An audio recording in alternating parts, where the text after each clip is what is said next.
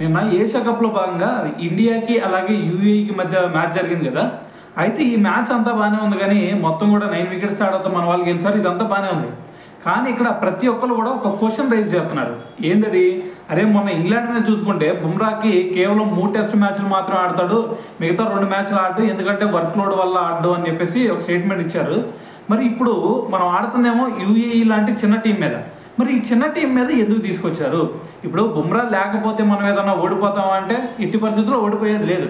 So మరి నిన్న బుమ్రా చూస్తే ఏకంగా 3 ఓవర్స్ వేసి 19 రన్స్ ఇచ్చి 1 వికెట్ తీసుకున్నాడు, అంతా బాగానే ఉంది. కానీ ఇదే ప్లేస్లో వేరే బౌలర్ని, అదే ఒక యంగ్స్టర్ని కనుక తీసుకొచ్చినట్టయితే దీనివల్ల 2 యూజెస్ ఉండేవి. ఒకటేంది, బుమ్రాకి వర్క్ లోడ్ తగ్గేది, దాని తర్వాత ఒక యంగ్స్టర్కి ఛాన్స్ దక్కేది. సో మరి దీనివల్ల ఒక యంగ్స్టర్ తన ఏంది అనేది తన టాలెంట్ని ప్రూవ్ చేసుకునే ఛాన్స్ ఉండేది. సో దాని తర్వాత మరి బుమ్రా కూడా వర్క్ లోడ్ తగ్గేది కదా. సో మరి ఈ విధంగా ఎందుకు సెలక్షన్ కమిటీ ఎందుకు ఈ విధంగా చేయలేదు అని చెప్పేసి కూడా చాలామంది దీని గురించి అయితే డౌట్స్ అయితే వ్యక్తం చేస్తూ ఉన్నారు అనమాట.